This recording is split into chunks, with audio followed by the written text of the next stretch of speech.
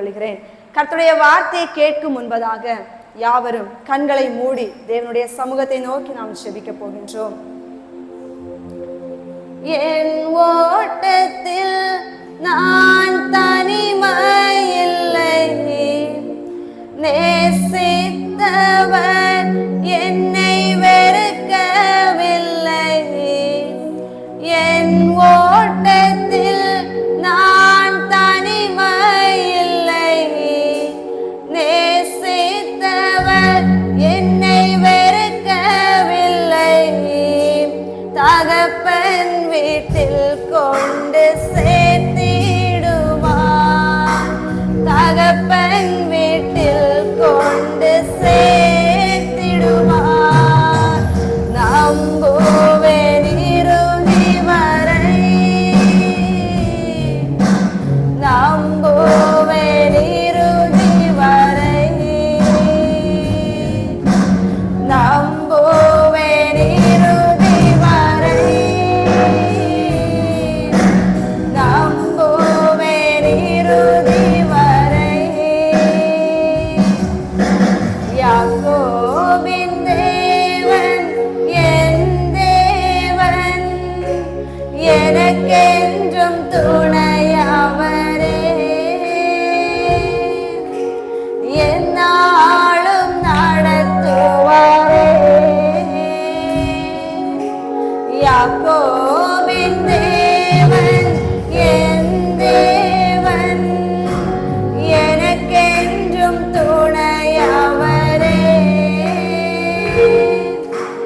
என்னாலும் நடத்துவாரே. நன்றி அப்பா. எங்கள் ஓட்டத்தில் நாங்கள் தனிமை அல்ல, நேசித்த நீர் எங்களை வெறுப்பதும் இல்லை. உம்முடைய ஜீவனுள்ள அப்பமாகிய வார்த்தைக்காக உம்முடைய சமூகத்திலே நாங்கள் வந்து நிற்கின்றோம். பேசுகிறது நான் அல்ல அப்பா, பிதாவின் பரிசுத்த ஆவியானவர். உம்முடைய பிள்ளைகளுக்கு என்ன அப்பம் வேண்டுமோ அது நீங்க அறிந்திருக்கிறீங்க. அவங்க வாழ்க்கையில் எதை குறித்த பசியோடு கூட இருக்கின்றார்களோ அது நீங்க அறிந்திருக்கிறீங்க.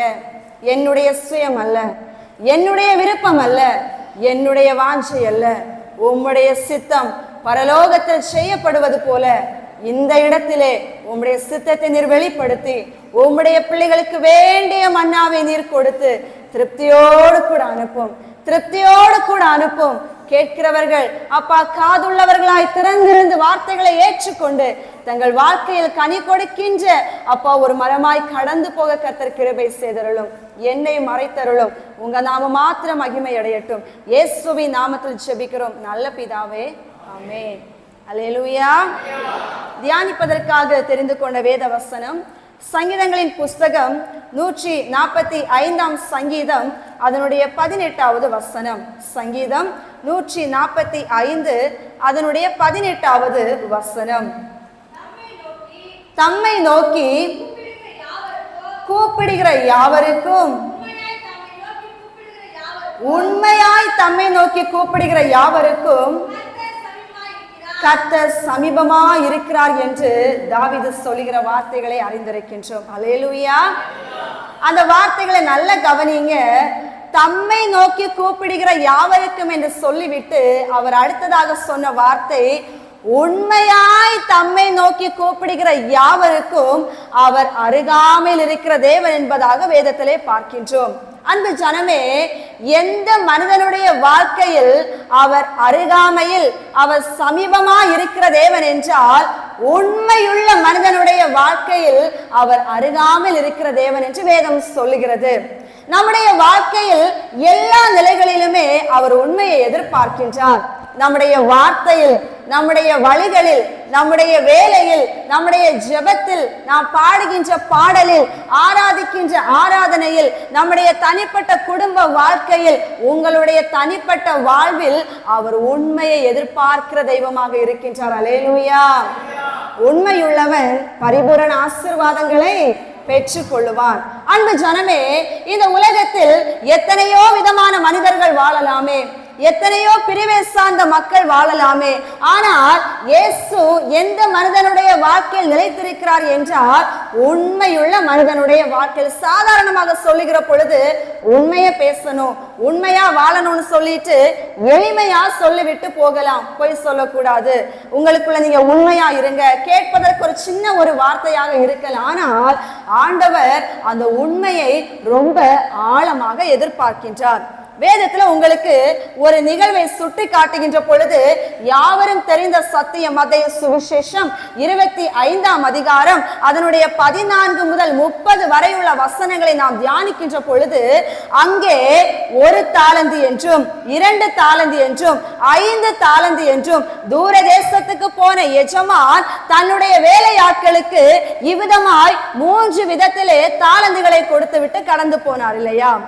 1 தாலந்தை பெற்றவனும் உண்டு, 2 தாலந்தை பெற்றவனும் உண்டு, 5 தாலந்தை பெற்றவனும் உண்டு. அன்பு ஜனமே, அந்த 1 தாலந்தை பெற்றவன் உபயோகப்படுத்தாமல் 2 தாலந்தை பெற்றவன் அதை இரட்டிப்பாய் மாற்றி, 5 தாலந்தை பெற்றவன் அதனையும் மேன்மையுள்ளவனாய் மாற்றி மேன்மையுள்ள ஒரு இடத்தை வகித்ததை பார்க்கின்றோம். ஆனால் அந்த எஜமான் கடந்து வந்த பொழுது யாரை உண்மையுள்ள ஊழியக்காரனே என்று அழைத்தார்? யாரை அவர் மெச்சிக் கொண்டார்? யாரை குறித்து அவர் பெருமை பாராட்டினார்? தான் கொடுத்த தாலந்தை உண்மையாய் பயன்படுத்தினவனை தான் அவர் தெரிந்து கொண்டு, இல்லாதவனிடத்திலிருந்து இருக்கிறதும் எடுத்துக்கொள்ளப்படும் என்று சொன்னது போல பிரயோஜனப்படுத்தாமல் கொடுத்த தாலந்தை மூடி வைத்துவிட்டு உபயோகப்படுத்தாமல் இருந்தவனிடத்தில் இருந்ததையும் எடுத்து பயன்படுத்தினவனுடைய கையிலே அவர் கொடுத்து போனார். அர்த்தம் என்ன என் அன்பு ஜனமே? நம்முடைய ஒவ்வொருடைய வாழ்க்கையிலும் ஆண்டவர் ஒரு தாளந்தை கொடுத்திருக்கிறார். விசுவாசிக்கிறீங்களா? ஒவ்வொரு விதமான தாளந்து உண்டு.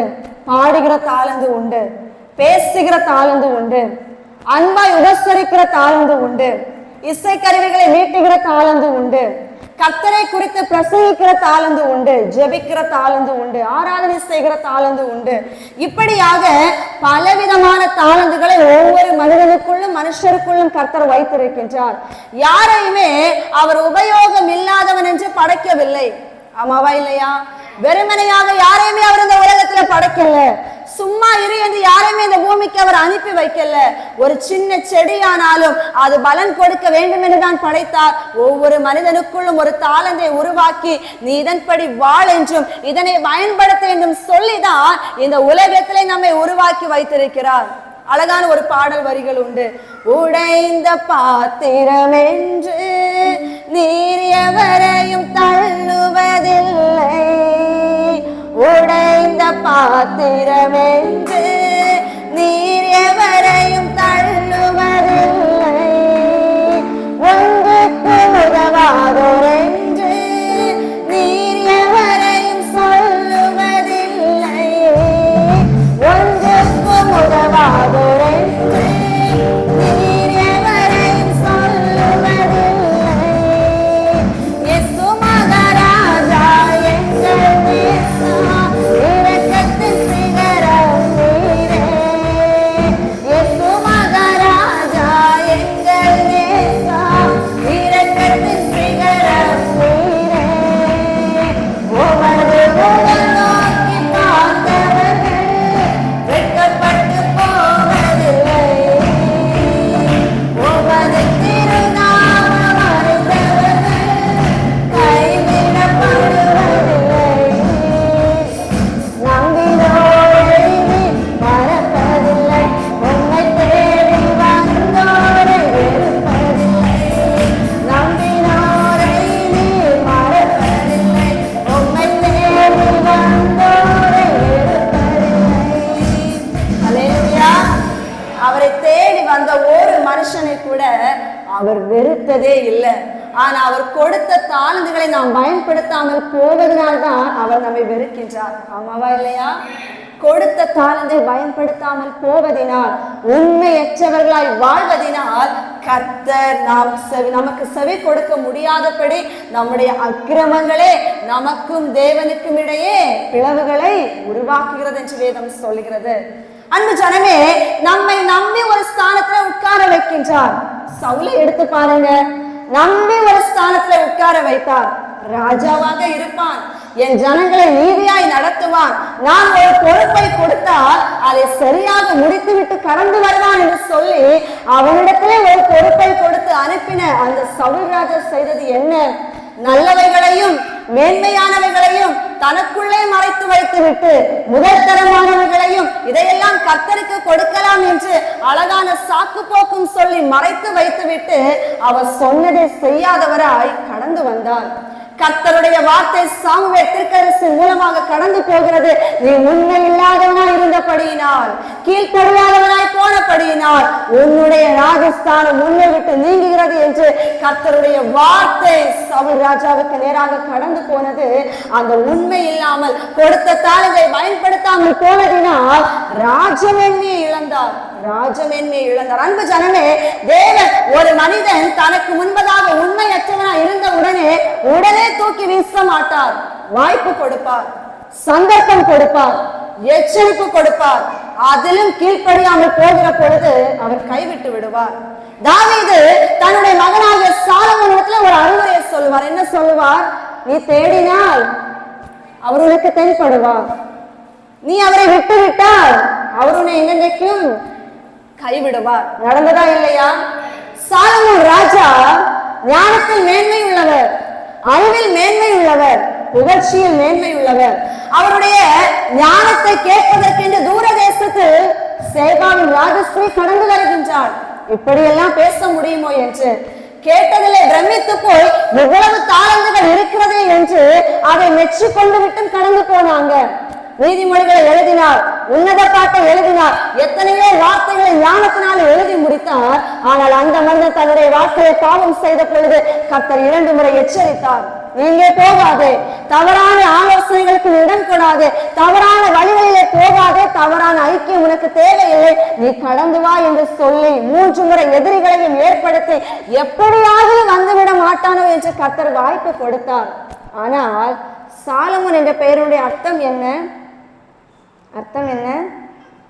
சமாதானம். ஆனா அந்த ராஜா சமாதானம் இல்லாம தான் மரித்து போனார். அல்லேலூயா, அல்லேலூயா. பெயரை வைத்தோ புகழை வைத்தோ மேன்மையை பெற்றுக்கொள்ள முடியாது.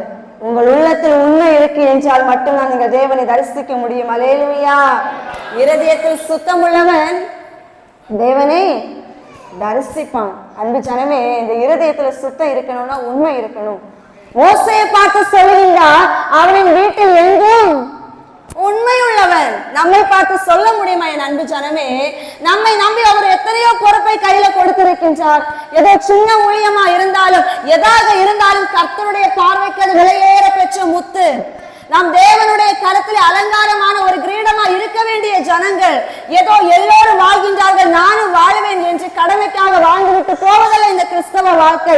எல்லோரும் செய்கின்றார்கள், நானும் செய்கிறேன் என்று ஏதோ ஒரு புகழுக்காக, பார்வைக்காக, மனிதனுடைய பிரியத்துக்காக நடந்துவிட்டு போகிறதல்ல கிறிஸ்தவ வாழ்க்கை. கிறிஸ்தவர் என்ற இந்த பெயரை வைப்பதல்ல பெருமை, இயேசுவுக்காக நான் ஆராதனைக்கு போகிறேன் என்பதல்ல பெருமை. எங்கே இருந்தாலும் நீங்கள் கர்த்தருக்கு என்று உண்மை உள்ள ஒரு பிள்ளைகளாக வாழீர்கள் என்றால் அதுதான் மேன்மையான ஒன்று. அல்லேலூயா. நீங்க சிங்க கெபிக்குள்ள இருந்தாலும், நீங்க அக்கினி சூளைக்குள்ள இருந்தாலும், நீங்க எரிகோவின் கோட்டைக்கு முன்பதாக நின்றாலும், நீங்க செங்கடலுக்கு முன்பதாக நின்றாலும், நீங்க யோர்தானுக்கு முன்பதாக நின்றாலும், உங்களுடைய வாழ்க்கையில உண்மை இருந்தால் மட்டும்தான் முன்பாக நிற்கிற செங்கடலும் பிளக்கும், யோர்தானும் பின்னிட்டு போகும், எரிகோவும் தகர்ந்து கீழே விழும். நிச்சயமாக கோலியாத்து உங்களை விட்டு தூர ஓடி போவான். அல்லேலூயா. உண்மை இல்லாத படிக்கு எவ்வளவு ஜெபித்தாலும் அந்த ஜெபத்தை அவர் ஏற்றுக்கொள்ள மாட்டார். உண்மை இல்லாதபடிக்கு எவ்வளவு உபவாசித்தாலும் அந்த உபவாசத்தை அவர் ஏற்றுக்கொள்ள மாட்டார். உண்மை இல்லாதபடிக்கு எவ்வளவு காணிக்கை கொடுத்தாலும் அந்த காணிக்கை அவர் ஏற்றுக்கொள்ள மாட்டார். என் அன்பு ஜனமே, உண்மை இல்லாதபடி எல்லா நாட்களிலும் ஆலயத்தில் வந்து அமர்ந்து இருந்தாலும் அந்த ஒரு தொழுகையும் அவர் ஏற்றுக்கொள்ள மாட்டார். என் தேவன் விரும்புவது உண்மையுள்ள வாழ்க்கை. உண்மையுள்ள வாழ்க்கை. எல்லாவற்றிலும் உண்மை வேண்டும், ஜெபத்திலும் உண்மை வேண்டும், நீங்க பாடுகிற பாடல்ல உண்மை வேண்டும். யாருக்காக நம்ம பாடுகின்றோம்? யாரை நோக்கி நம்ம ஜெபிக்கின்றோம்? ஆயக்காரங்க பரிசேயன் வந்து ஜெபித்தார்கள் அல்லவா? யாருடைய ஜெபத்தை அவர் ஏற்றுக்கொண்டார்? அன்பு ஜனமே, உபவாசித்து காணிக்கை கொடுத்து எல்லாவற்றும் மேன்மையாக இருக்கிறேன் என்று சொன்ன பரிசேயனுடைய ஜெபத்தை அவர் ஏற்றுக்கொள்ளவில்லை. பாவியான என் கிருபையா இருங்கப்பா. நான் வானத்தை நோக்கி பார்க்க கூட நான் பாத்திரன் அல்ல. நான் ஒரு ஆயக்காரன், நான் ஒரு வரி வசூலிக்க என் கையிலே பாவம் உண்டு, என் இருதயத்திலே பாவம் உண்டு. ஆனாலும் உமக்கு உண்மையாக நிற்க நான் பாத்திரன் அல்ல. ஆனா உங்க கிருபைக்காக நான் வந்து நிற்கின்றேன். உங்க கிருபையினால் என் பாவம் மன்னிக்கப்படும், நான் மறுவாழ்வை பெற்றுக் கொள்வேன், நான் நித்திய ராஜ்யத்தில் அடைய வேண்டும் என்கின்ற வாஞ்சை உள்ளவனாய் உங்க சமூகத்துக்கு உண்மையாக வந்து நிற்கின்றேன். உங்க கிருபை எனக்கு வேணும், உங்க கிருபை எனக்கு வேணும். பாவியான என் மேல் கிருபையா இரும் என்று கேட்டாரே தவிர, அந்த பரிசேயரை போல நான் காணிக்கை கொடுக்கிறேன், நான் உபவாசிக்கிறேன், இந்த ஆயக்காரனை பார்க்கிலும் நான் மேன்மை உள்ளவன் என்று சொன்னதினால் அவர் அந்த இடத்துல ஏற்றுக்கொள்ளல. தன்னை தாழ்த்தி உண்மையாய் தன்னுடைய இருதயத்தை ஒப்பு கொடுத்தார் அல்லவா, அந்த ஆயக்காரனை அவர் ஏற்றுக்கொண்டார். அல்லேலூயா. ஜெபித்த உடனே நம்முடைய ஜெபங்கள் கேட்கப்பட்ட விடன்னு நினைக்காதீங்க. உள்ளத்தில் உண்மை இருந்தால் உங்கள் ஜெபம் ஏற்றுக்கொள்ளப்படும். அல்லேலூயா. கொர்நேலியு ஜெபித்தார், அவர் அந்தரங்கமாய் ஜெபித்தார். அவருடைய ஜெபத்திற்கு பதில் வந்தது எதனால்? அவர் உண்மை உள்ளவர், அவர் உண்மை உள்ளவர், ஜெபத்தை கேட்கிறவர். ஆனா அந்த ஜெபம் கேட்கப்படும் நம்முடைய இருதயத்துல என்ன இருக்கணும்? உண்மை இருக்கணும். அவர் கொடுத்த தாளந்தை பயன்படுத்தணும். அன்பு ஜனமே, அத்தி மரத்தை அவர் ஏன் சபித்தார்?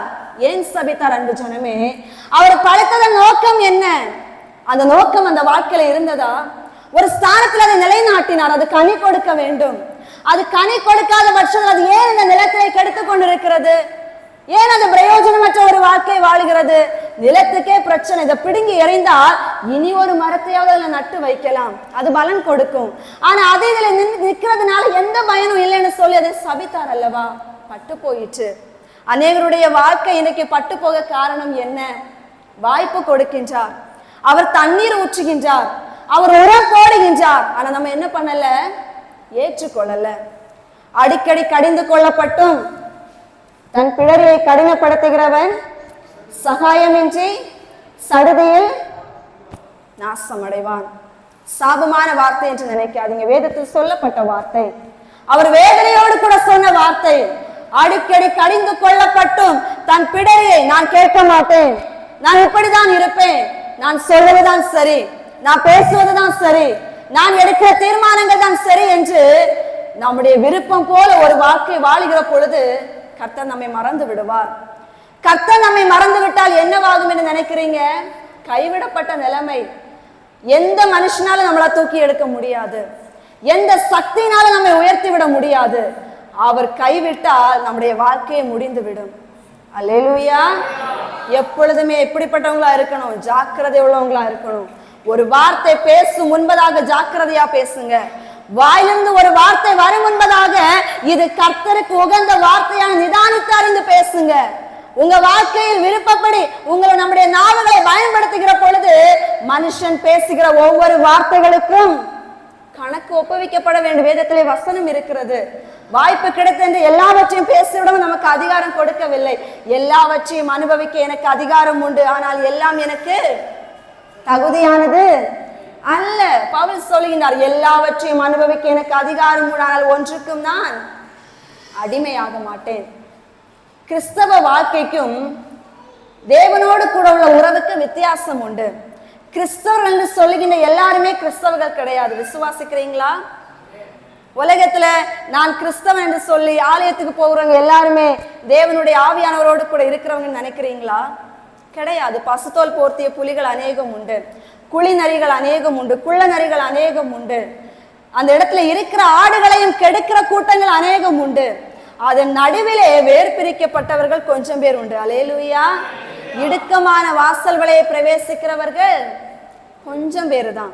ஆனா விசாலமான பாதை வழியா போகிறவர்கள் அநேகர் போகிறாங்க. இன்னைக்கு நம்ம அநேக நேரங்கள்ல நினைக்கிறோம் அங்க விசாலமா இருக்கு, நம்ம போனா அதுவும் சரியா இருக்கும். அநேகர் ஆலயத்துல இன்னைக்கு கடந்து வருகிற பொழுது தேவனை பார்க்க வேண்டும் என்று வருகிறவர்களை விட போதகரை பார்க்க வேண்டும் என்று வருகிறவர்கள் அநேகம் உண்டு. அல்லேலூயா. ஆமாவா இல்லையா? நான் உங்களை சொல்லல, பொதுவா சொல்லுகின்றேன். ஆண்டவரை பார்க்க வருகிறவர்கள் எத்தனை பேர் இருக்கிறீங்க? ஏசப்பாவை பார்க்கணும், அவர் சத்தத்தை கேட்கணும், அவர் பிரசன்னத்தை உணரணும், அவர் மகிமையில நான் உலாவணும்னு விரும்புகிறவங்க எத்தனை பேர் இருக்கிறீங்க? ஒருவேளை அது எனக்கு தெரியாது, ஆனால் ஆண்டவருக்கு தெரியும். அல்லேலூயா. அன்பு ஜனமே, ஆதலால் கர்த்தர் விரும்புகிறது உங்களை எதற்கென்று படைத்தாரோ அதை நீங்க உண்மையா அந்த தாளந்தை பயன்படுத்தணும். அந்த அந்த அந்த தாளந்தை, அந்த வார்த்தை சொல்லுகிற காரியம் அதுதான். கொடுக்கப்பட்ட தாளந்தை உண்மையாக பயன்படுத்துங்க. அது மட்டுமல்ல, நீங்க எப்பொழுதுமே உங்களை நினைவில் கொள்ள வேண்டும், உங்கள் சரீரம் உங்களுக்கு சொந்தமானது அல்ல. நீங்க படித்திருக்கிற படிப்பு உங்களுக்கு சொந்தமானது அல்ல. நீங்க கட்டியிருக்கிற வீடு உங்களுக்கு சொந்தமானது அல்ல. உங்களோடு கூட இருக்கிற உறவுகள் எதுவுமே உங்களுக்கு சொந்தமானது அல்ல. அழகா ஒரு பக்தன் பாடுவார், எனக்கென்று எதுவும் இல்ல, இப்போமே சொந்தமில்ல, எனக்கென்று எதுவும் இல்ல, எப்போமே சொந்தமில்ல, எல்லாமே இயேசு, எல்லாமே இயேசு, எல்லாமே இயேசு, இயேசு, இயேசு, எல்லாமே இயேசு, இயேசு, இயேசு. இயேசுவாலே பிடிக்கப்பட்டவன், அவர் இரத்தத்தாலே கழுவப்பட்டவன், நான் இயேசுவாலே பிடிக்கப்பட்டவன், அவர் இரத்தத்தாலே கழுவப்பட்டவன், எனக்கென்று எதுவும் இல்லை. உண்மையாய் சொல்லுங்க, எப்போதுமே சொந்தமில்லை, உலக நாளும் எனக்கென்று எதுவும் இல்லை, எப்போதுமே சொந்தமில்லை, எல்லாமே இயேசு, எல்லாமே இயேசு, எல்லாமே இயேசு, இயேசு, இயேசு, எல்லாமே இயேசு, இயேசு, இயேசு. அல்லேலூயா. இந்த பூமி நமக்கு சொந்தம் இல்லை. நம்ம யாரால் பிடிக்கப்பட்டவர்கள்? இயேசுவால பிடிக்கப்பட்டு அவர் இரத்தத்தாலே கழுவப்பட்ட இயேசுவின் போர் சேவகர்கள். அல்லேலூயா. அதனால எப்பொழுதுமே ஞாபகம் வச்சுக்கோங்க, என்ன தாளந்து கொடுத்தாரோ, எந்த நோக்கத்துக்காக உங்களை இந்த இடத்துல கொண்டு அமர வச்சிருக்கிறாரோ அதை உண்மையாய் நிறைவேற்றுங்க, உண்மையாய் செய்யுங்க. உங்க வாழ்க்கையில கர்த்தருடைய அதிசயமான நடத்துதலையும் அவர் உங்கள் அருகாமல் இருக்கிறதையும் பார்ப்பீர்கள். அடுத்ததாக வாசிக்கின்ற பொழுது நீதிமொழிகளின் புஸ்தகம் 12ஆம் அதிகாரம் 22வது வசனத்தை வாசியுங்கள். நீதிமொழிகள் 12ஆம் அதிகாரம் அதனுடைய 22வது வசனம். பொய் உதடுகள் கர்த்தருக்கு அருவருப்பானவைகள், உண்மையாய் நடக்கிறவர்களோ அவருக்கு பிரியம். அல்லேலூயா. பொய் உதடுகள் கர்த்தருக்கு அருவருப்பானவைகள். நான் வாழ்க்கையில பொய்யே சொல்ல மாட்டேன்னு சொல்றவங்க அல்லேலூயா சொல்லுங்க.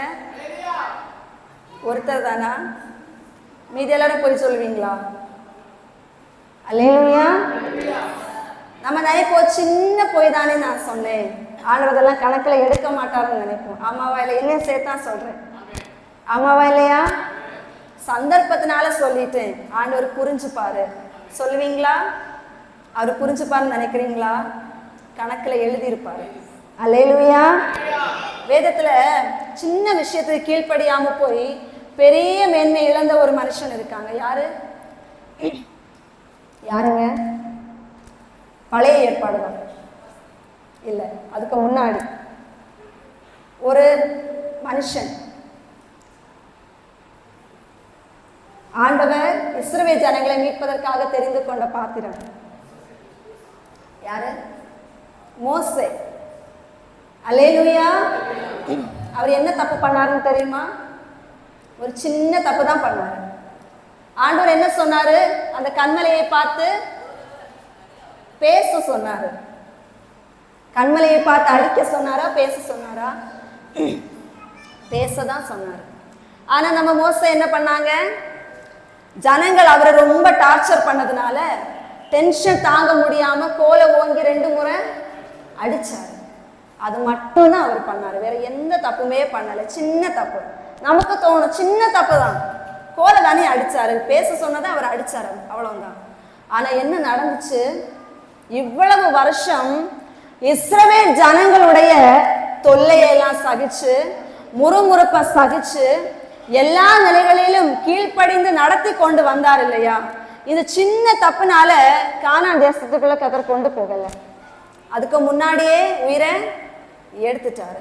அழகா இருக்கும் அந்த வசனத்தை நீங்க வாசிக்கும் பொழுது தெரியும்.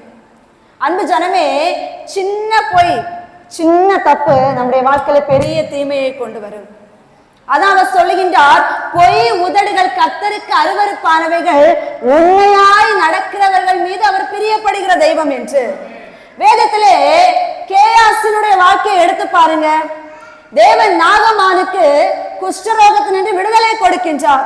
அந்த நாகமான் என்ன செய்கின்றார்? தனக்கு நன்மை கொடுத்ததை நினைத்து அந்த தேவ மனிதனுக்கு ஏதாகிலும் வெகுமதி கொடுக்க வேண்டும் என்பதற்காக அவர் சில வெகுமதிகளோடு கூட கடந்து வந்து இதை ஏற்றுக்கொள்ளும் என்று தேவனுடைய மனிதனிடத்தில் அதனை ஒப்பு கொடுக்கின்றார். ஆனால் அந்த மனிதன் அதனை ஏற்றுக்கொள்ளவில்லை. இதெல்லாம் எனக்கு தேவை கிடையாது, நீங்க கொண்டு போங்கன்னு சொல்லி திருப்பி அனுப்பிவிட்டார். ஆனால் அங்கே உள்ளே இருந்த கேயாசினுடைய உள்ளமோ அதனை ஏற்றுக்கொள்ளவில்லை. அவருடைய இருதயம் அவ்வளவு நாகமானுடைய பின்னாலேயே கடந்து போய்விட்டது. தேவனுடைய மனிதன் கொஞ்சம் அப்புறம் போன வேளையிலே இந்த கேயாசி பின்னாடி கடந்து சென்று பொய்யான வார்த்தைகளை சொல்லி சில வஸ்திரங்களையும் சில வெகுமதிகளையும் வாங்கிவிட்டு காணாமல் ஒளித்து வைத்து விட்டு தேவ மனிதனுக்கு முன்பாக வந்து நின்றார். ஒரு பொய் தான் சொன்னார். நீ எங்கே இருந்து வருகிற? நான் எங்கேயுமே போகல, நான் இங்கதான் இருக்கேன்னு தான் சொன்னாரு. ஆனா தேவ மனிதனுக்கு கர்த்தர் மறைப்பாரா? இல்ல. அவர் சொல்லிவிட்டார், நாகமானுடைய குஷ்டரோகம் உன்னையும் உன் சன்னதியையும் பின்தொடரும் என்று. சின்ன பொய்யினால நடந்த விஷயம் பெரிய தீமையை கொண்டு வந்தது. இன்னும் சொல்லிக்கொண்டே போகலாம். அப்போஸ்தலரின் புஸ்தகம் 5ஆம் அதிகாரத்திலே அனனியாள் சப்பீராள் நிலத்தை விற்கிறாங்க. நிலத்தை விற்றுவிட்டு அது கர்த்தருக்கு கொடுக்க வேண்டியவற்றை வஞ்சித்து வைத்து நாங்க இவ்வளவுதான் செஞ்சோன்னு துணிகரமா பரிசுத்த ஆவியானவர் இடத்துல பொய் சொல்லுகிறாங்க. பேதுருவோடு கூட கர்த்தர் பேசினார். அந்த பொய்யினால் இருவரும் வாழ்க்கையை இழந்து போனார்கள். பொய்யினால் வாழ்க்கை இழந்தவர்களை வேதத்தில் பார்த்தால் ஏராளமான பேரை சொல்லிக்கொண்டே போகலாம். ஆனால் அன்பு ஜனமே, எப்பொழுதுமே நம்முடைய நாவுகளில் உண்மை இருக்க வேண்டும். அல்லேலூயா. கொஞ்சத்தில் உண்மையுள்ளவனே அநேகத்தில் அவர் அதிகாரியாக மேன்மை உள்ளவனாக அவர் வைக்கின்றார். சின்ன விஷயமா இருந்தாலும் உங்களை அவங்க ஏற்றுக்கொள்றாங்களோ இல்லையோ, உண்மையை பேசிட்டு போங்க. மனுஷனுடைய முகஸ்துதிக்காக நீங்க பொய் சொல்ல ஆரம்பிச்சிட்டீங்கன்னா கடைசி வரை நீங்க பொய் சொல்லிட்டே இருக்கணும். நீங்க தேவனுடைய ராஜ்யத்தை இழந்து விடும்படிக்கு அதுவே காரணமாக அமைந்து விடும். அன்பு ஜனமே, மோசே சொன்ன சின்ன ஒரு தவறினால அவர் கானான் தேசமாக ஒரு மேன்மை அவர் இழந்து போனார். அதே போன்று நாமும் பொய்யான வார்த்தைகளை பேசுகிற பொழுது, பொய் நாவுகளோடு கூட வெளிப்படுகிற பொழுது நம்முடைய வாழ்க்கையிலும் அநேக மேன்மையான ஆசீர்வாதங்கள் இழப்பதற்கு அது காரணமாக மாறிவிடும். அன்பு ஜனமே, உலகத்தில் எத்தனையோ பேர் ஏதோ காரியங்களை பேசிக் கொண்டிருக்கலாம். ஆனால் நீங்களும் நானும் அதற்காக அழைக்கப்பட்டவர்கள் அல்ல. நீங்களும் நானும் அவர்களை போல ஒரே வேஷத்தை தரித்துக் கொண்டு போவதற்காக அழைக்கப்பட்டவர்கள் அல்ல. 5 கன்னிகைகள் புத்தி அற்றவர்களாக இருக்கின்றார்களே என்றால் நீங்களும் நானும் புத்தி உள்ள கன்னிகைகளாக மணவாளனுடைய வருகையில் காணப்படுவதற்கு என்று அழைக்கப்பட்டவர்கள். ஆகையினால் இருக்கிற எண்ணெயையும் நீங்கள் களைந்து விடாதபடிக்கு கையில் இருக்கிற தீவெட்டி கவனமாய் பிடித்துக் கொண்டு அவர் வரும் வரையிலும் உண்மையுள்ள நாவுகளோடு கூட உண்மையுள்ள வார்த்தைகளோடு கூட எஜமானனுக்காக காத்திருங்கள். அல்லேலூயா. எழுப்புதல் நம் பக்கமாக கடந்து வர வேண்டும் என்றால், எழுப்புதலுக்காக இந்த கடைசி கால எழுப்புதலுக்காக உங்களையும் என்னையும் அவர் பயன்படுத்த வேண்டும் என்றால் நமக்குள்ளே உண்மை இருக்க வேண்டும். உண்மை இல்லாதவனை அவர் அழைத்து எதற்காக என் அன்பு ஜனமே சத்துரு போய் கேட்க மாட்டானா? உங்களுக்கு நான் அழகா கேட்கிறேன். யோபுவை போய் சாத்தான் கர்த்தரிட கேட்கறதுக்கு காரணம் என்ன? அவன் பொய் உதடுவலா உணர்ந்து கேட்டிருக்க மாட்டான். எப்படியும் பட்டவனா இருந்தா கேட்டிருக்க மாட்டான். அவன் அழகா போய் கேட்கிறான், என்ன உத்தமனும் சன்மார்க்கனும் தேவனுக்கு பயப்படுகிறவனும் ஆகிய இந்த யோபுவுக்கு நீங்க வேலி அடைக்கவில்லையோ கேட்கிறான் இல்லையா? அப்ப ஆண்டவர் யாருக்கு வேலி அடைப்பாரு? எப்படியும் வாழ்றவங்களை வேலி அடைத்து காத்துக் கொள்வாரா?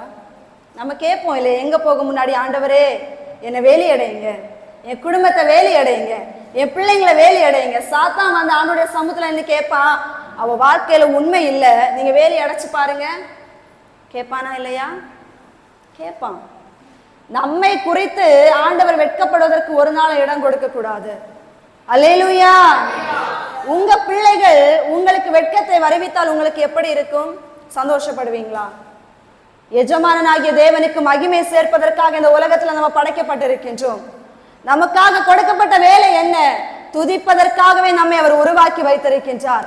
இந்த நாவல துதியின் வார்த்தை வந்து தேவன் மகிமைப்படணும்னா இந்த நாவல உண்மை இருக்கணும். அல்லேலூயா. ஆகையினால் அன்பு ஜனமே, கர்த்தர் நம்மோடு கூட பேசுகிற வார்த்தை நம்முடைய நாவுகளில், நம்முடைய வார்த்தைகளில், நம்முடைய உதடுகளில் உண்மையுள்ள வார்த்தைகள் வெளிவர வேண்டும் என்று சொல்லி கர்த்தர் நம்மோடு கூட பேசுகின்றார். கொடுக்கப்பட்ட உறவுகளிடத்துல உண்மையை பேசுங்க, கணவன் கிட்ட உண்மையை பேசுங்க, மனைவியிட உண்மையை பேசுங்க, பிள்ளைகள் பெற்றோரிட உண்மையை பேசுங்க, உங்களுடைய போதகரிட உண்மையை பேசுங்க. கொடுக்கப்பட்ட உறவுகள், கொடுக்கப்பட்ட எஜமானுக்கு உண்மையா நீங்க நடந்து கொள்ளுங்க. எல்லா நிலையிலும் உண்மையா இருங்க. அநேகர் சொல்லுவாங்க, உண்மையா இருந்தா எங்களுக்கு வேலை கிடையாது, உண்மையா இருந்தா சந்தோஷமா வாழ முடியாது, உண்மையா இருந்தா இந்த காரியத்தை பெற்றுக்கொள்ள முடியாது. வேண்டாம்னு நான் சொல்லுகிறேன்.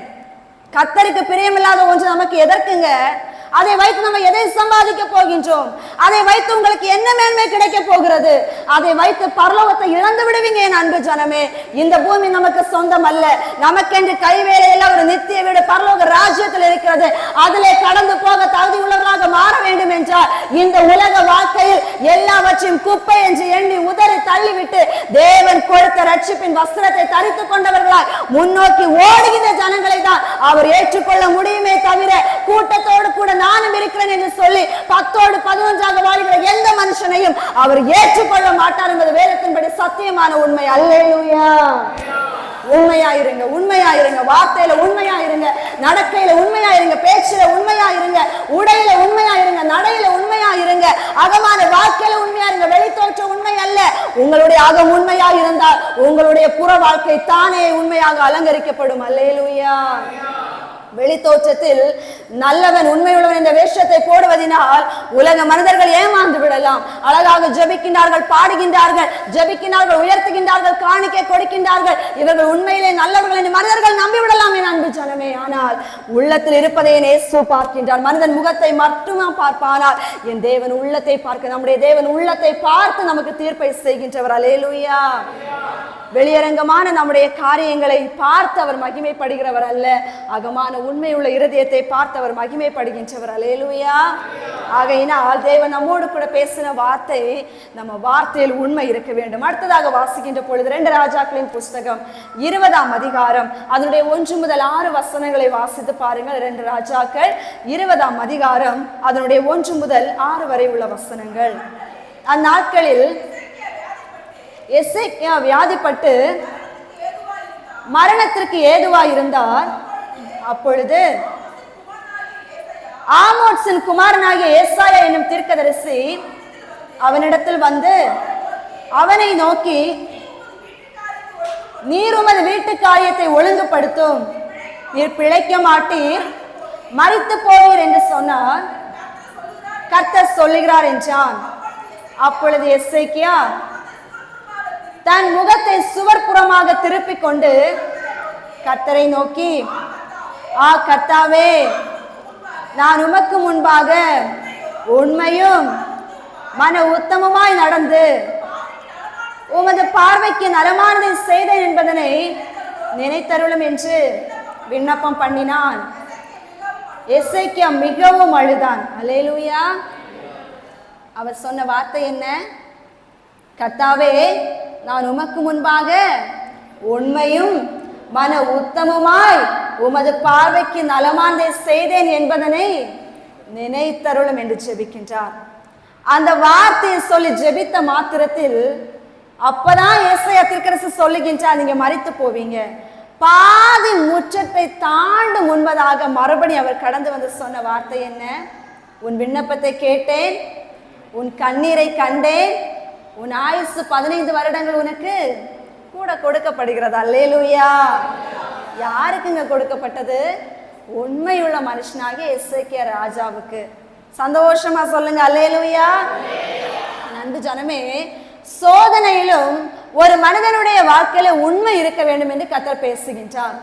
அது வியாதியின் சோதனையா இருக்கலாம், தரித்திரத்தின் சோதனையா இருக்கலாம், வறுமையின் சோதனையா இருக்கலாம், மற்றவர்கள் உங்களை ஒடுக்குகின்ற ஒரு சோதனையா இருக்கலாம். எப்பேற்பட்ட ஒரு சோதனையாக இருந்தாலும் உங்க வாழ்க்கையில் நீங்கள் அந்த சோதனையின் நடுவிலும் உண்மையா இருப்பதற்கான ஒரு வாழ்க்கை உங்களுக்குள்ள இருக்கும் என்றால் எசேக்கியா ராஜாவுடைய ஜெபத்தை கேட்ட தெய்வம் உங்களுடைய ஜெபத்தையும் அவர் ஏற்றுக்கொள்ள ஆயத்தமா இருக்கின்றார். அல்லேலூயா. வேதத்திலே பார்க்கின்ற பொழுது யோசேப்பினுடைய வாழ்க்கையிலும் அவருடைய வாழ்க்கையில வெறும் குழியில் போடுகின்ற ஒரு அனுபவம் வருகின்றது. தவறே செய்யாமல் அவரை விரோதிக்கின்ற ஒரு நிலைமை வருகின்றது. அவர் அன்பாய் நேசித்த பிறகும் அவரை பொறாமைக்குட்படுத்தப்பட்டு மேன்மையாக வரக்கூடாது என்பதற்காக உதறி தள்ளுகின்ற ஒரு நிலைமை வருகின்றது. அன்பு கிடைக்கவில்லை, ஆதரவு கிடைக்கவில்லை, எந்த ஒரு இடத்திலும் அரவணைப்பு கிடைக்கவில்லை. வெறும் குழியில் போடப்பட்ட யோசேப்பு ஒரு 30 வெள்ளி காசுக்காக விற்று போடப்படுகின்றார். அந்த விற்று போடப்பட்ட அந்த யோசேப்பு ஒரு இடத்திற்கு ராஜாவாக கொண்டு போகப்படலை. எப்படி கொண்டு போகப்பட்டார்? எப்படி கொண்டு போகப்பட்டார்? அடிமையாக, வேலைக்காரனாகத்தான் கொண்டு போகப்பட்டார். ஆனா நல்ல கவனிக்கணும், அவரை உதறி தள்ளின போது அவருடைய வாழ்க்கையில உண்மைதான் இருந்துச்சு. அவரை குழியில போட்ட பொழுது அவருடைய வாழ்க்கையில உண்மை இருந்துச்சு. அவரை சிறையில அடைத்த பொழுது அவருடைய வாழ்க்கையில உண்மை இருந்துச்சு. அவரை மேல தவறான பழியை சுமத்தின பொழுது அவருடைய வாழ்க்கையில உண்மை இருந்துச்சு. அந்த உண்மை அவரை உயர்த்தி வைத்தது. அல்லேலூயா. அந்த கொஞ்ச வாழ்க்கையில கொஞ்சம் இல்லைங்க, அந்த சோதனையெல்லாம் நீங்க எல்லாம் நிலைத்திருப்பீங்களான்னு கேட்டா நம்ம எல்லாம் நிலைத்திருப்போமா? எவ்வளவு பெரிய சோதனை அவருடைய வாழ்க்கையில வந்துச்சு. வாசிக்கிற பொழுது சின்னதா இருக்கலாம். தப்பே செய்யாம 2 வருஷம் சிறைச்சாலை அனுபவம் நம்மளால ஒரு நாள் தாங்க முடியுமா? 2 வருஷம் அமைதியா இருக்கிறாரு. அவருக்காக வாதாட யாராவது போனாங்களா? லாயர் போனாரா? ஜட்ஜு போனாரா? யாருமே போகல. விசாரிக்க யாராவது போனாங்களா? யாரும் போகல. தனிமையா இருக்கிறார் சிறையில. தனிமையினுடைய வாழ்க்கை. தவறே செய்யாமல் அவர் தனிமைப்படுத்தப்பட்ட பொழுதிலும் எந்த ஒரு விரோதமும் இல்லாமல் தன்னுடைய சகோதரர்களால் ஒதுக்கப்பட்ட நிலைமையிலும் என்ன நடக்கிறது என்று தெரியாத நேரத்தில் குழியில போடப்பட்ட நிலைமையிலும் அவர் உண்மையுள்ளவராக இருந்தால் அது உண்மை அவருடைய வாழ்க்கையில மேன்மையை கொண்டு வந்தது. அன்பு ஜனமே, இன்னைக்கு கர்த்தர் நம்ம கிட்டே பேசுறாரு. உங்க வாழ்க்கையில ஒருவேளை தரித்திரம் இருக்கலாம், உங்க வாழ்க்கையில ஒருவேளை சோதனை இருக்கலாம், உங்க வாழ்க்கையில ஒருவேளை வியாதி இருக்கலாம், உங்க வாழ்க்கையில ஒருவேளை ஏமாற்றங்கள் இருக்கலாம், உங்க வாழ்க்கையில ஒருவேளை வீண் பழிகள் இருக்கலாம், உங்க வாழ்க்கையில ஒருவேளை அவமானங்கள் இருக்கலாம், உங்க வாழ்க்கையில பலவிதத்துல தடைகள் இருக்கலாம். ஆனாலும் நீங்க உண்மையா இருக்கீங்களா? அதன் நடுவில் உங்களால உண்மையா இருக்க முடியுதா? உங்க ஜெபத்தை நான் கேட்பேன்னு கர்த்தர் பேசுகின்றார். அல்லேலூயா. நம்மளால முடியும். என் அன்பு ஜனமே, உலகத்துல ஒரு மனுஷனுடைய கருத்துல இருந்து ஒரு நன்மையை பெற்றுக்கொள்ள எதெல்லாம் விதிமுறைகள் கொடுக்கிறார்களோ அதையெல்லாம் எந்த அளவிற்கு நம்ம எஃபர்ட்ஸ் எடுத்து செய்கிறோம் இல்லையா? எந்த அளவிற்கு பாரப்படுத்த செய்து முடிக்க பிரயாசப்படுகின்றோம் இல்லையா? ஆனா கர்த்தர் சொல்கிறது சின்ன ஒரு விஷயம், நீ உண்மையாயிரு, எல்லாத்துலயும் நீ உண்மையாயிரு, நான் உன் அருகாமையில இருப்பேன், நான் உன் பக்கத்துல இருப்பேன், உன்னை நான் விடுவிப்பேன். யோபுவினுடைய வாழ்க்கையில கடைசி வரை கர்த்தர் அவரை விட்டு விலகவே இல்லை. ஏனென்று அவருடைய ஜீவனை கொடுத்து கிருபையும் பாராட்டினீர் என்று யோபு சொல்கிற வார்த்தை உள்ளது வேதத்துல. பலவீனத்துல கர்த்தர் கூட தான் இருந்தார். ஏன்னா யோபு கர்த்தரோடு கூட இருந்தாரு. இழந்த பொழுதிலும் யோபுவோடு கர்த்தர் இருந்தார். ஏனென்றால் யோபு கர்த்தரோடு கூட இருந்தாரு. மனைவி வெறுத்தாங்க, பிள்ளைங்க இழந்தாங்க, வேலைக்காரை இழக்கிறாரு, ஆசையை இழக்கிறாரு, ஐஸ்வர்யங்களை இழக்கிறாரு, ஆதரவுக்கு ஒருவரும் இல்லை, நேசித்த நண்பர்கள் விரோதிக்கிறாங்க, எல்லாரும் எல்லாரும் எல்லாரும் விட்டுட்டு போய் ஒற்ற மனுஷனாய் தன்னுடைய ஒரே ஒரு உயிரை மட்டும் வச்சுட்டு தான் இருந்தாரு. அவர்கிட்ட வேற எதுவுமே இல்லை. நான் கேட்கிறேன், அவர்கிட்ட என்ன இருந்தது? அவர் இயேசுவுக்கு உண்மையா இருக்க என்ன இருந்தது? அன்பு ஜனமே, இன்னைக்கு அனைவர் கேட்கிறாங்க, நான் தேவனை ஆராதிக்க விருப்பம் தான், ஆனா என் வாழ்க்கையில கஷ்டம் இருக்கு, என் வாழ்க்கையில பாடு இருக்கு, எனக்கு என்ன மேன்மை கிடைக்கல, எனக்கு சுகம் கிடைக்கல, எனக்கு ஐஸ்வர்யம் கிடைக்கல, என் கடன் தீரல, என் பாடு மாறல, அப்ப நான் எப்படி அவருக்காக வர முடியும்? நம்ம கேள்விகளை எழுப்புறோமே. யோபு எதை நம்பி கர்த்தரை நம்பி நின்னாரு? நான் கேட்கிறேன், எதை நம்பி நின்னாரு? எதுவுமே இல்லை அவர்கிட்ட, எதுவுமே இல்லை. அந்த உயிர் மட்டும் இருந்துச்சு. அதுக்குள்ள மனைவி சொன்னாங்க, தேவனை தூசித்து ஜீவனை விடும், எதுக்காக நீங்க இருக்கீங்க? இன்னும் உங்க உத்தமத்துல இருந்து நீங்க எதை பார்த்தீங்க? அதையும் விட்டுட்டு போங்கன்னு அவ்வளவு பகிரங்கமா நேசிக்கிற மனைவியினுடைய வார்த்தை ஒரு கத்தி எடுத்து குத்துறது போல அவருடைய நெஞ்சை பிளக்கிறது. அவர் சொன்ன வார்த்தை, அவரிடத்திலிருந்து பெற்ற நன்மைகள் அநேகம் உண்டு, நான் அநேகம் உண்டு. கர்த்தர் தான் அதை தந்தார், கர்த்தர் தான் அதை எடுத்தார், சாத்தான் எடுக்கல, கர்த்தர் தான் எடுத்தார். கர்த்தர் தந்தபடியினாலும் அவர் எடுத்தபடியினாலும் கர்த்தருக்கு ஸ்தோத்திரம் என்று சொன்னார். அல்லேலூயா. சொல்ல முடியுமா நம்மளால? இன்னைக்கு நான் கேட்கிறேன், சொல்ல முடியுமா? ஒரு இழப்பு வந்தவுடன் நம்ம தேவனை முறுமுறுக்கின்றோம். என் தேவன் எனக்கு என்ன செய்தார்? என் தேவன் இடத்துல எல்லாம் எடுத்துக்கொண்டாரு, நான் எப்படி அவரை நான் தேடுவேன் கேட்கிறீங்களே. யோபு கிட்ட எல்லாவற்றையுமே அவர் எடுத்தார், உயிரை மட்டும்தான் விட்டு வச்சார். ஆனாலும் அவர் உண்மையா இருந்தார்.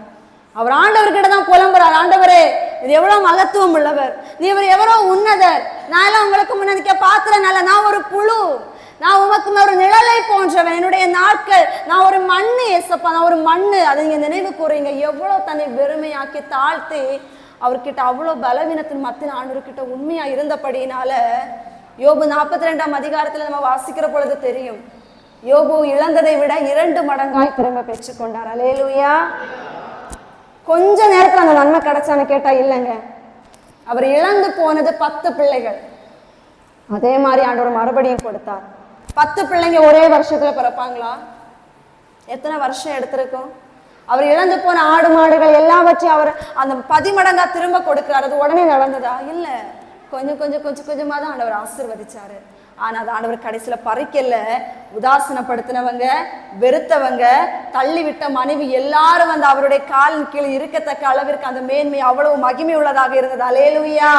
கர்த்தர் கொடுத்தாலும் கர்த்தர் எடுத்தாலும் கர்த்தருக்குள் உண்மையாய் நிற்கிற மனுஷனுடைய வாழ்க்கையிலே அவர் மறுபடியும் அலங்கரிக்கிற பொழுது அவனை ஒருவராலும் அதை பறித்துக் கொள்ள முடியாத அளவிற்கு மேன்மையுள்ள ஒரு பங்காக இருக்கும். அல்லேலூயா. உலக பிரகாரமான ஆசீர்வாதத்தை நான் மட்டும் சொல்லவில்லை, இந்த இம்மைக்குரிய ஆசீர்வாதம் மட்டுமல்ல, பரலோக வாழ்க்கையை குறித்து சொல்லுகின்றேன். இன்றைக்கு ஒருவேளை நீங்க தேவனை ஆராதிப்பதை குறித்தும், நீங்கள் சோதனை நடுவிலும் தேவனை துதிக்கிறதை குறித்தும் ஒரு கூட்ட ஜனங்கள் உங்களை எதிர்க்கலாம், அவமானமாய் பேசலாம், உங்களை நியாயம் தீர்க்கலாம், உங்களை பலவிதமான கேள்விகளுக்கு உட்படுத்தலாம், ஒடுக்கலாம், விமர்சிக்கலாம். ஆனால் தேவனுடைய வருகையில் நீங்கள் காணப்பட வேண்டும் என்றால் இந்த ஒடுக்கத்திலும், இந்த நெருக்கத்திலும், இந்த நியாய விசாரணையிலும், இந்த பாடுகளிலும் நீங்க தேவனுக்கு நடுவில் வைராக்கியமாய் நிற்கிற பொழுது மட்டும்தான் கிறிஸ்து எனக்கு ஜீவன், சாவு எனக்கு ஆதாயம் என்று ஒரு பவுலை போல உங்களால் சொல்ல முடியும் என்றால் அவருடைய வருகையில நீங்கள் காணப்படுவீர்கள். உங்களை எதிர்த்தவர்கள் வெட்கப்படுவார்கள். அல்லேலூயா. நம்முடைய குறிக்கோளே அதுதான், அவருடைய வருகையில நம்ம காணப்படணும். அது ஒண்ணுதான் சத்தியம். என்னுடைய சாட்சியை நான் கடைசி நாள்ல உங்ககிட்ட நான் கண்டிப்பா பேசுவேன். நான் ஆண்டவரை அறியாத ஒரு குடும்பத்தில இருந்தா நான் ஆண்டவரை அறிந்திருக்கிறேன். கடைசி நாள் என்னுடைய சாட்சியை சொல்லுவேன். ஆகிய அன்பு ஜனமே, நம்ம எந்த அளவுக்கு கர்த்தருக்குள்ள வைராக்கியமாக நிற்கின்றோமோ அந்த அளவிற்கு கர்த்தருடைய மகத்துவம் நம்முடைய வாழ்க்கையில இருக்கும். அல்லேலூயா. ஒண்ணு சொல்லட்டுமா, உங்களை விட்டு யாரு போனாலும் கவலைப்படாதீங்க. யாரு போனாலும், அம்மா, அப்பா, கணவன், மனைவி, பிள்ளைகள், நண்பர்கள், யார் போனாலும் கவலைப்படாதீங்க. உங்க கூட யார் இருக்கணும்னு நினைக்கலாம்? இயேசு. யார் போனாலும், யார் மறந்தாலும், அப்பா நீங்க என் கூட இருந்தா நான் இந்த உலகத்தை ஜெயிப்பேன். அல்லேலூயா. யார் விட்டு போனாலும் என் இயேசு என் கூட இருந்தா போதும், இந்த உலகத்தை நான் ஜெயிப்பேன். ஒரு விசுவாசம் உங்க வாழ்க்கையில வந்துச்சுன்னா ஒருவனால உங்களை அசைக்க முடியாது. அல்லேலூயா. தாவீது சொல்வார், கர்த்தரே எனக்கு முன்பதாக நான் வைத்திருக்கிறேன், அதனால நான் அசைக்கப்படுவதில்லை. அல்லேலூயா. முன்பாக நண்பர்களை வைக்காதீங்க. உங்களை ரொம்ப நேசிக்கிற ஒரு மனுஷனை முன்னாடி வைக்காதீங்க. உங்க உறவுகளை உங்களுக்கு முன்னாடி வைக்காதீங்க. ஏதோ ஒரு பெரிய ஒரு சாதிச்ச ஒரு மனுஷனை முன்னாடி வைக்காதீங்க. எல்லாமே குப்பை, உங்களை விட்டு கடந்து போகும். உங்களுக்கும் எனக்காக உயிரை கொடுத்த இயேசுவை உங்களுக்கு முன்பதாக வைத்தீர்களே என்றால் இந்த உலகத்தின் பாடுகள் உங்களை எதுவுமே செய்ய முடியாது. அது இனி வருகின்ற மகிமைக்கு ஒப்பாய் ஆவதே கிடையாது. அல்லேலூயா. சத்தமா சொல்லுங்க அல்லேலூயா. அன்பு ஜனமே, தேவன் நம்மிடத்துல உண்மையை எதிர்பார்க்கின்றார். ஒவ்வொரு விஷயத்திலும் நம்ம ஒவ்வொன்றாக பார்த்தோம் இல்லையா, கொடுத்த தாளந்துகளில் உண்மை, வார்த்தையில் உண்மை, நடக்கையில் உண்மை, செயல்களில் உண்மை. இது நம்ம சோதனை நடுவிலும் உண்மை வேண்டும் என்று கர்த்தர் பேசுகின்றாரு. இன்னைக்கு நம்முடைய வாழ்க்கையில ஒரு மாற்றத்தை கர்த்தர் விரும்புகின்றார். ஏதோ ஒரு தவறை சுட்டி காட்டுகிற பொழுது அந்த மாற்றம் ஒரு மனிதனுக்குள்ளே வந்தால் மட்டும்தான் தேவன் அவனை மறுரூபப்படுத்த முடியும். அல்லேலூயா. அவன் இடம் கொடுக்கிறவனா இருக்கணும். அல்லேலூயா. சவுல் தன்னுடைய வாழ்க்கையில உண்மையற்ற ஒரு மனிதன். இங்க இருக்கிற சவுல சொல்றேன், புதிய ஏற்பாட்டுல சவுல் தன்னுடைய வாழ்க்கையில உண்மையற்ற ஒரு மனிதன், கீழ்ப்படியாத ஒரு மனிதன், கோபம் நிறைந்த ஒரு மனிதன், கர்த்தருக்கு விரோதமாய் செயல்படுகிற ஒரு துன்மார்க்கன். யாருமே அவனை பார்த்தால் அன்பா நேசிக்க முடியாது. அகோரமான ஒரு மனிதன். அப்பேற்பட்ட ஒரு மனிதனை என் இயேசு சந்திக்கின்றார். நம்முடைய தேவனுடைய ரட்சிப்பின் ஒளி அவனுக்கு நேராக வீசப்படுகிறது. அவன் தேவனுக்கு இடம் கொடுத்தான். அல்லேலூயா. அவன் இடம் கொடுத்தனால் மட்டும்தான் அவன் பவுலாக மாற்றப்பட்டானே தவிர அவன் இடம் கொடுக்காமல் இருந்திருந்தால் தேவன் அவனை எடுத்து பிரயோஜனப்படுத்த முடியாது. என் அன்பு ஜனமே, தேவன் நமக்கு நேராக வார்த்தைகளை அனுப்பலாம், பல விதத்தில் எச்சரிப்பின் சத்தத்தை கொடுக்கலாம். ஆனால் நீங்கள் ஏற்றுக்கொண்டால் மட்டும்தான், அதை நீங்கள் உங்களுடைய இருதயமாகிய நல்ல நிலத்தில் விதைத்து அதை பலன் கொடுக்க வேண்டும் என்று காத்து கொண்டால் மட்டும்தான் நீங்கள் தேவனுடைய கரத்தால் பயன்படுத்த முடியுமே தவிர கேட்டுவிட்டு போன உடனே யாராலும் பலன் கொடுக்க முடியாது. அல்லேலூயா. அழகான ஒரு விதையின் ஓமையை சொல்லி கொடுப்பார் இல்லையா? சில விதைகள் எங்க விழுந்துச்சு? வழியில விழுந்துச்சு. கொஞ்சம் விதைகள் முள்ளுக்குள்ள விழுந்துச்சு. இன்னும் கொஞ்சம் விதைகள் பாறை மேல விழுந்துச்சு. ஆனா கொஞ்சம் மட்டும் எங்க விழுந்துச்சு? நல்ல நிலத்துல விழுந்துச்சு. வழி அருகே விழுந்ததை யார் எடுத்துட்டு போனா? பறவைகள் எடுத்துட்டு போச்சு இல்லையா? ஆகாயத்து பட்சிகள். முள்ளுக்குள்ள விழுந்தது ஏன் வளர முடியல? அந்த உலக கவலைகள் வந்து நெருக்கி அதை ஒடுக்குது. பாறை மேல விழுந்தது ஏன் வர முடியல? கடின இருதயம் இடம் கொடுக்கல. கொஞ்ச காலம் இருக்காங்க, ஆனா உலகத்தின் இச்சைகளை பார்த்த உடனே அங்க விட்டு ஓடுறாங்க. வசனம் பலன் கொடுக்க முடியல. ஆனா நல்ல நிலத்தில் விழுந்த விதைகளோ 1, 30, 60 என்று பலன் கொடுத்து மிகுந்த ஒரு விளைச்சலை கட்டளையிட்டது. அல்லேலூயா. தேவன் உங்களுக்கு நேராக அனுப்புகின்ற ஆகாரமாகிய இந்த வசனத்தை நீங்கள் தண்ணீரிலே போட்டு வைக்கின்ற பொழுது மிகுந்த நாட்களுக்கு பின்பாக அதனுடைய பலனை நீங்கள் பெற்றுக் கொள்வீர்கள். அல்லேலூயா. அவர் சொல்லுகிற உன் ஆகாரத்தை தண்ணீரே போடு, அநேக நாட்களுக்கு பின் அதனுடைய பலனை காண்பாய்.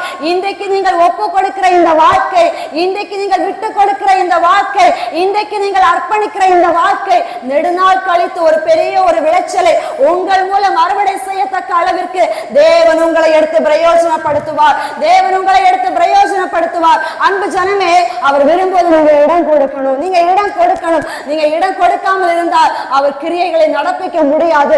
நீங்க ஒப்பு கொடுக்காமல் இருந்தால் அவர் உங்களுடைய இருதயத்தில் விதைகளை தூவ முடியாது.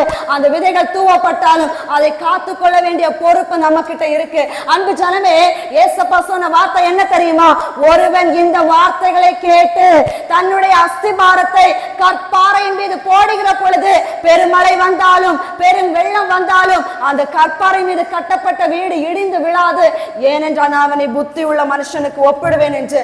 ஆனால் இந்த வார்த்தைகளை கேட்ட பிறகும், இந்த எச்சரிப்பின் வார்த்தைகளை கேட்ட பிறகு ஒரு மனிதன் மணலின் மீது வீட்டை கட்டுவானே, ஆனால் பெருவெள்ளம் வருகிற பொழுது, காற்றடிக்கிற பொழுது என்னவாகும்? இடிந்து கீழே விழும். அந்த பெருவெள்ளம், அந்த பெரு காற்று எதை ஒப்பிடுகிறது தெரியுமா? சோதனை வாழ்க்கை. தேவன் புடமிடுகிற பொழுது நிலைத்து நிற்க முடியாது. ஆனா யோபு ஒரு வார்த்தையை சொல்லுவார். என்ன? நீர் என்னை சோதித்தாலும் சுத்த பொண்ணாக விளங்குவேன். நம்மளால சொல்ல முடியுமா அன்பு ஜனமே? பொண்ணுக்கு சோதனை உண்டு இல்லையா? அக்கினி சோதனை உண்டு. ஆனாலும் அது மகிமையாதான் கடைசியில் அது ஜொலிக்கும்.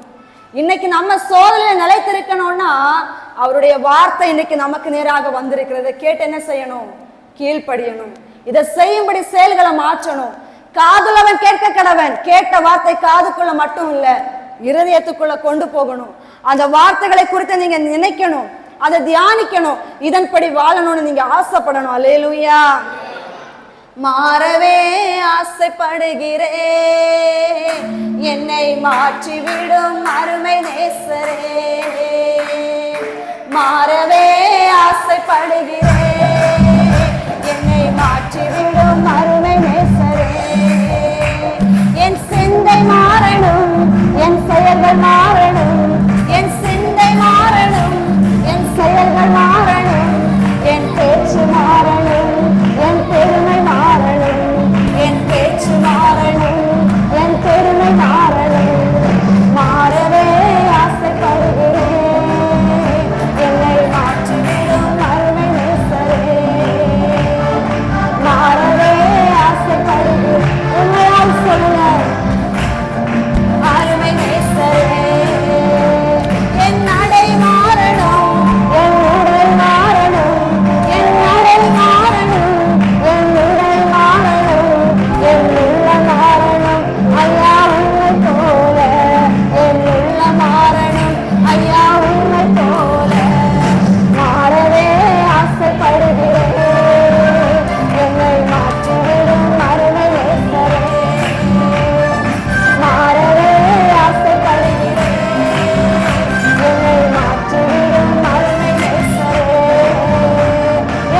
சிந்தை மாறணும், என் செயல்கள் மாறணும், என் சிந்தை மாறணும், என் செயல்கள் மாறணும், என் பேச்சு மாறணும், என் பெருமை மாறணும், என் பேச்சு மாறணும், என் பெருமை மாறணும். மாறவே ஆசைப்படுகிறேன், என்னை மாற்றிவிடும் அருமை நேசரே. மாறவே ஆசைப்படுகிறேன், என்னை மாற்றிவிடும் அருமை நேசரே. அல்லேலூயா. எத்தனை பேர் ஆசைப்படுறீங்க மாறணும்னு? அல்லேலூயா. ஒவ்வொருவரும் நம்ம மாறணும், ஆசைப்படணும். நான் மாறணும்னு ஆசைப்படணும். நமக்கு ரொம்ப நாளா ஒரு மனுஷனை பார்க்கலன்னா அவங்க நமக்கு ரொம்ப முக்கியமானவங்கன்னா அவங்க வருகைக்காக காத்திருப்போம், அவங்கள பார்க்கணும்னு ஒரு ஆசை. அதாவது தீவிரமான ஒரு ஆசை, அதை பார்க்கிலும் ஒரு ஆசை. எதுக்கு தெரியுமா மாறணும்? ஏசப்பா சொன்னபடி வாழணும்னு ஒரு ஆசை வேணும். அல்லேலூயா. அவ சொன்ன வார்த்தைக்கு கீழ்ப்படுகிற பிள்ளையா நான் இருக்கணும். அவர் ஒரு சொல் சொன்னா நான் செய்யணும். மனுஷங்க கொடுக்கிற கட்டளைக்கு அல்ல, அவர் கொடுக்கிற வார்த்தைக்கு செவி கொடுக்கிற ஒரு பிள்ளையாக மாறணுங்க. அல்லேலூயா. ஏசாயா ஒரு வார்த்தையை சொல்லுவார், நான் அசுத்த உதடுகள் உள்ள மனுஷன், நீங்க என்னது பயன்படுத்த நான் பாத்திரவான் கிடையாது என்று. அந்த நேரத்துல அந்த ஏசாயா நாவை அக்கினியினால் தொட்டு தேவன் சுத்திகரிப்பார். அந்த நாவ் ஒரு தீர்க்க தரிசனம் உரைக்கிற நாவாக மாறிச்சு. அல்லேலூயா. அவர் விரும்புவது என்ன தெரியுமா? நம்ம கிட்ட இருக்கிற குறைகளை ஒப்பு கொடுக்கணும். நம்ம எதுல சரியில்லையோ அதை ஏசப்பா கிட்ட அறிக்கையிடணும். அழகான ஒரு வசனம் உண்டு, எல்லாருக்குமே தெரிந்த ஒரு வசனம் தான். தன் பாவங்களை அறிக்கை செய்த உடனே மன்னிப்பு கிடைக்குமா? அறிக்கை செய்து விட்டுறணும். திரும்ப அதை நீங்க என்ன பண்ணக்கூடாது? செய்யக்கூடாது. திரும்பியும் பார்க்க கூடாது. திரும்பி பார்த்தா என்ன ஆகும்? உப்பு தூணா மாற வேண்டியது இருக்கும். அல்லேலூயா. லோத்தின் மனைவி கிட்ட என்ன சொன்னாங்க? நீ வெளியே வந்துரு, ஆனா நீ என்ன பண்ணக்கூடாது? திரும்பி பார்க்காத. அந்த தேசத்துல பாவம் இருக்கு, அந்த பாவத்துக்கு நடுவில் நீங்களும் இருந்தீங்க. ஆனா நான் உங்களை நேசிச்சேன், என் வார்த்தையை அனுப்பி இருக்கேன், என் தாசர்களை அனுப்பி இருக்கேன். வெளியே வந்துருங்க, திரும்பி பார்க்காதீங்க. உங்களுக்கான ஒரு வாய்ப்பு இது. வெளியே வந்துருங்க, திரும்பி பார்க்காதீங்க. அதை செய்தீங்கன்னா காப்பாற்றப்படுவீர்கள், இல்லை என்றால் உப்பு தூணின் அனுபவம். அன்பு ஜனமே, மனுஷங்க கைவிட்டா கூட எழும்பி வந்துடலாம், ஆனா கர்த்தர் கைவிட்டால் எழும்பி வர முடியாது. இன்னைக்கு நம்ம மனுஷங்க கைவிட்டதற்காக அழுறோம், கண்ணீர் வடிக்கிறோம், பாரப்படுகின்றோம், வாழ்க்கை முடிவு செல்லுகின்றோம். ஆனா விடாதவர் ஒருவர் நம்ம கூட இருக்கிறாரு. அவர் நம்ம கூட இருக்கிறத ஒரு நாள் மறக்காதீங்க. உங்களை பார்க்கிறது மனுஷன் அல்ல, உங்களை உருவாக்கின கர்த்தர். ஒவ்வொரு அசைவுகளையும் பார்க்கின்றார், ஒவ்வொரு நினைவுகளையும் பார்க்கின்றார், ஒவ்வொரு வழிகளையும் பார்க்கின்றார். அதை மறந்துடாதீங்க. மனுஷன் பார்க்கிறான்னு சொல்லிட்டு வழிய மாத்துவீங்க, வாழ்க்கை முடிஞ்சிடும். கர்த்தர் பார்க்கிறார் என்று சொல்லி நேர்வழியாய் போனீங்கன்னா தடைகள் வந்தாலும், பாடுகள் வந்தாலும், தோல்விகள் வந்தாலும், இழப்புகள் வந்தாலும், முடிவிலே கர்த்தருடைய மகிமை உங்களோடு கூட இருப்பதை பார்ப்பீங்க. அல்லேலூயா, அல்லேலூயா. ஒரு பவுலனுடைய வாழ்க்கையில விஷப்பூச்சின் அனுபவம் வருகிறது. அந்த விஷப்பூச்சி பவுலை கடிக்கிறது. ஆனா சுற்றிலும் இருந்த ஜனங்கள் என்ன நினைச்சாங்க? கொஞ்ச நேரத்துல இந்த பவுல் மரணம் அடைய போகின்றான், கொஞ்ச நேரத்துல இவனுடைய வாழ்க்கை முடிந்து போக போகிறது. ஏனென்றால் இவன் ஏதோ ஒரு பாவம் செய்து விட்டதால் தப்பையோடு இங்க வந்திருக்கிறான். அந்த பாவம் சும்மா விடல, இவன் வாழ்க்கை நம்முடைய கண்களுக்கு முன்பதாக முடிய போகிறது என்று சுற்றிலும் இருந்த ஜனங்கள் பார்த்து கொண்டே இருந்தாங்க. அந்த சுற்றிலும் இருந்த ஜனங்களுக்காக பவுல் வாழல, தன்னை அனுப்பின தேவனுக்காக அவர்களுக்கு உறுதியாக நின்றார். அந்த விஷ பூச்சி பவுலை எதுவுமே செய்யல. அதே ஜனங்கள் வெகுமதிகளோடு கூட பவுலை வழி அனுப்பி வைத்தார்கள். அல்லேலூயா. கர்த்தருடைய பார்வை கண்களுக்கெல்லாம் ஆச்சரியமானவைகள். அதை ஒருவராலும் செய்ய முடியாத படிக்கு இருக்கும். அவர் திறக்க கூடாத படிக்கு பூட்டுகிறவர், அவர் பூட்ட கூடாத படிக்கு திறக்கிற தெய்வம். அந்த தேவனை தான் நீங்களும் நானும் ஆராதித்துக் கொண்டிருக்கிறோம். ஆகையினால் இன்றைக்கு உங்களுக்கு ஒரு திறந்த ஒரு வாசலை கர்த்தர் வைத்திருக்கின்றார், ஒரு திறந்த ஒரு வாசலை வைத்திருக்கின்றார். தயவு செய்து அதன் வழியை உள்ள பிரவேசிக்க ஒப்பு கொடுத்துருங்க. அப்பா, என் வாழ்க்கையில நான் ஏதோ ஒரு வழியில நான் ஒரு பாவத்தை செஞ்சேன், ஏதோ ஒரு வழியில என் வாழ்க்கை நான் உண்மையற்ற ஒரு நிலைமை எனக்குள்ள இருந்துச்சு, என் சூழ்நிலைக்காக நான் கனி கொடுக்க மறந்தேன், என் சந்தர்ப்பத்தை காரணத்தை காட்டி நான் ஜெபிக்க மறந்தது உண்டு, என் சந்தர்ப்பத்தை காரணத்தை காட்டி உண்மை துடிக்க மறந்த நாட்கள் உண்டு. இந்த பூமியிலே நான் வாழ்வதற்கு காரணமே நீங்கதான். இது என்னுடைய சுவாசம் அல்ல, என்னுடைய ஜீவன் அல்ல, என்னுடைய சரீரம் அல்ல, இந்த பூமி எனக்கானது அல்ல. நீங்க எனக்கு கிருபையா இந்த பூமியில வாழ வச்சிருக்கிறீங்க. ஆனா கொடுத்த இந்த வாழ்க்கையில அநேக நேரத்துல என்னுடைய பிரச்சனைகளை நான் காரணம் காட்டி உண்மை தேட மறந்த நாட்கள் உண்டு, உண்மை நினைக்க மறந்த நாட்கள் உண்டு, உங்க வார்த்தைகளுக்கு கீழ்ப்படியான போன நாட்கள் உண்டு, உமக்கு செவி கொடுக்க மறந்த அனுபவங்கள் எனக்குள்ளே உண்டு. என் பிள்ளைகளை நான் உணர்கின்றேன், என் பாவத்தை நான் உணர்கின்றேன், என் அக்கிரமத்தை நான் உணர்கின்றேன், என்னுடைய பலவிதமான கீழ்ப்படியை நான் உணர்கின்றேன். இன்றைக்கு நான் ஒப்பு கொடுக்கின்றேன், இன்றைக்கு நான் என்னை ஒப்பு கொடுக்கின்றேன், நான் அறிக்கையிடுகின்றேன், நான் விட்டுவிட விரும்புகின்றேன். நான் ஒரு புதிய ஒரு மனுஷனாய், ஒரு புதிய ஒரு மனுஷனாய் வர வேண்டும் என்று விரும்புகிறேன் என்று சொல்லி யாரையெல்லாம் இன்னைக்கு ஒப்பு கொடுக்கிறீங்களோ உங்க வாழ்க்கையில இயேசு உங்க அருகாமையில கடந்து வருவார். உங்க வாழ்க்கையில அவர் அருகாமையில கடந்து வருவார். யார் யாரெல்லாம் ஒப்பு கொடுக்க ஆயத்தமா இருக்கிறீங்களோ அப்படியாகவே எழுந்து நின்று ஒரு சில நிமிடம் அவருடைய சமூகத்தை நோக்கி நம்ம ஜெபிக்க போகிறோம். அப்பா, இந்த பூமியில நான் வாழுகிற ஒரு வாழ்க்கை அது மலருக்கு ஒப்பான ஒரு வாழ்க்கை, அது நிழலுக்கு ஒப்பான ஒரு வாழ்க்கை, அது என்னை விட்டு மறைந்து போகின்ற ஒரு வாழ்க்கை. ஆனா நீ சொன்னதாவது கொஞ்சத்தில் உண்மையுள் இருந்தால் அநேகத்துக்கு நான் மேன்மையாக வாழ வைப்பேன். அன்பு ஜனமே, நம்ம வாழ்க்கையில உண்மை இருக்கிறதா? நிதானித்து பாருங்க. தாவீது என்ன சொன்னார்? தம்மை நோக்கி கூப்பிடுகிற யாவருக்கும், தம்மை நோக்கி உண்மையாய் கூப்பிடுகிற யாவருக்கும் அவர் சமீபமா இருக்கிறார் என்று.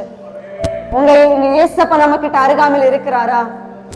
அவர் என்னோடு இருக்கிறார், என்னோடு இருக்கிறார் என்று சொல்லுகின்றோமே, நம்மோடு இருக்கும்படிக்கு நம்முடைய வாழ்க்கை இருக்கிறதா? நம்ம கிட்ட உண்மை இருக்கிறதா? நம்ம கிட்ட கீழ்ப்படிதல் இருக்கிறதா? நம்ம கிட்ட செவி கொடுக்கிற அனுபவம் இருக்கிறதா?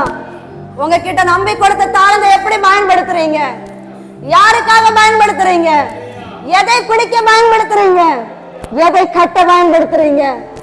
அந்த ஜனமே, மனுஷனை பிடிக்கிறதற்காக தான் பேதுருவை அழைத்தாரே தவிர மீனை பிடிக்கிறதுக்காக அவனை அழைக்கல.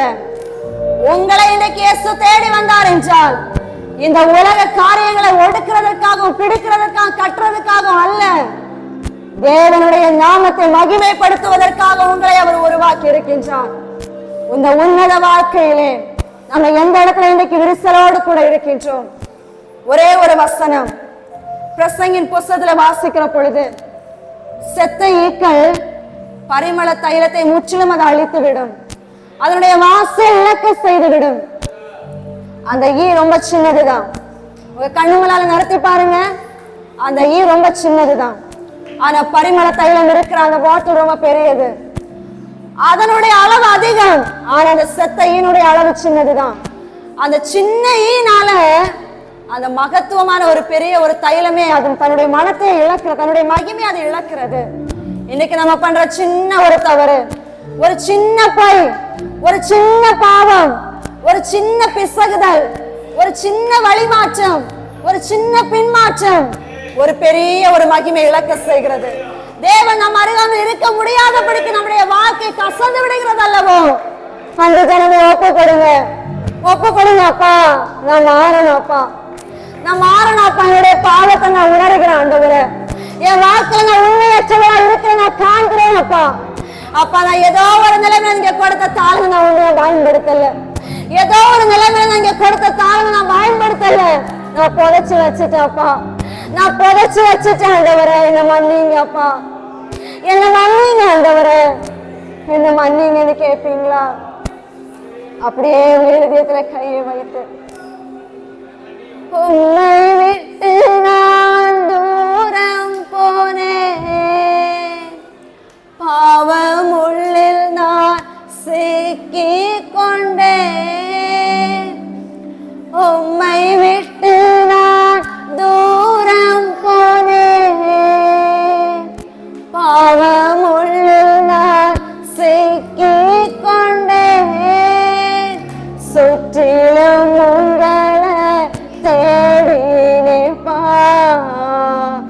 கண்ணட்டும் தூரத்தில் நீங்கப்பா, சுற்றிலும் உங்களை தேடினேப்பா. கண்ணட்டும் தூரத்தில் நீங்கப்பா, நீங்க நினையாத தூரம் போனே. இந்த ஒரு விசை மன்னிங்கப்பா, நீங்க நினையாத தூரம் போனே. இந்த ஒரு விசை மன்னிங்கப்பா, உங்க பிள்ளை நான் வந்திருக்கிறேன். உங்க பிள்ளை நான் வந்திருக்கிறேன். உங்க பிள்ளை நான் வந்திருக்கிறேன். உங்க பிள்ளை நான் வந்திருக்கிறேன். நீங்க நினையாத தூரம் போனேன். இந்த ஒரு விசை மன்னிங்கப்பா. கேளுங்க, நீங்க நினையாத தூரம் போனேன். இந்த ஒரு விசை மன்னிங்கப்பா. இன்னைக்கு நீங்க ஒப்பு கொடுக்கின்ற பொழுது உங்க வாழ்க்கையில அவர் உங்கள் அருகாமையில் கடந்து வந்து அவர் உங்கள் மூலம் மகிமையடைய விரும்புகின்றார். எல்லோரும் வாய்களை திறந்து ஒரு சில நிமிடம் அவரை வல்லமையோடு கூட ஆராதிக்க போகின்றோம். வல்லமையோடு கூட ஆராதிக்கின்ற பொழுது ஏசாயா நாவை தொட்ட அக்கினி உங்கள் நாவை இன்றைக்கு தொடும். உங்கள் சரீரத்தை இன்றைக்கு தொடும். உங்க வாழ்க்கையில் இருக்கிற சோதனைகளை அது தொடும். நீங்களும் ஒரு யோபுவை போல சுத்த பொன்னாக விளங்கும்படி கர்த்தர் உங்களை மகிமைப்படுத்த போகின்றார். ஹல்லேலூயா. எனக்காய் ஜீவன் விட்டவரே, என்னோடு இருக்க எழுந்தவரே. எனக்காய் ஜீவன் விட்டவரே, என்னோடு இருக்க எழுந்தவரே. என்னென்றும் வழி நடத்துவாரே, என்னை சந்திக்க வந்துடுவாரே. என்னை என்றும் வழி நடத்துவாரே, என்னை சந்திக்க வந்துடுவாரே. இயேசு போதுமே போதுமே, இயேசு போதுமே.